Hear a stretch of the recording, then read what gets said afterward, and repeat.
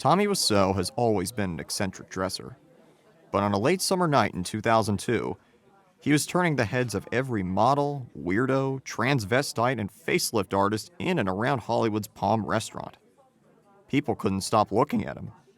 I couldn't stop looking at him.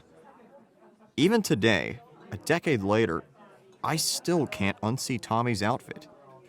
Nighttime sunglasses, a dark blazer as loose and baggy as rain gear, sand-colored cargo pants with pockets filled to capacity. Was he smuggling potatoes? A white tank top, clunky Frankenstein combat boots, and two belts. Yes, two belts. The first belt was at home in its loops. The second draped down and back to Tommy's backside, which was, he always claimed, the point. It keeps my ass up. Plus, it feels good. And then there was Tommy himself. Short and muscular, his face as lumpy and white as an abandoned draft of a sculpture. His enormous snow shovel jaw. His long, thick, impossibly black hair, seemingly dyed in magic marker ink, and currently sopping wet.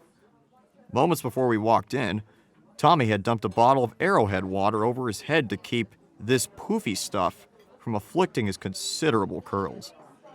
He had also refused to let the Palms valet park his silver SL500 Mercedes-Benz, worried the guy would fart in his seat. At this point, I had known Tommy for almost a decade. They had walked in single file down the path, and even in the open, one stayed behind the other.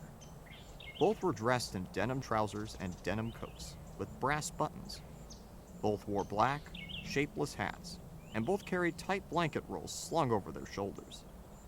The first man was small and quick, dark of face, with restless eyes and sharp, strong features.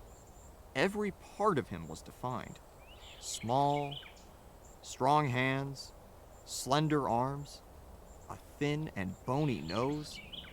Behind him walked his opposite, a huge man, shapeless of face, with large, pale eyes, with wide, sloping shoulders, and he walked heavily, dragging his feet a little, the ways a bear drags his paws.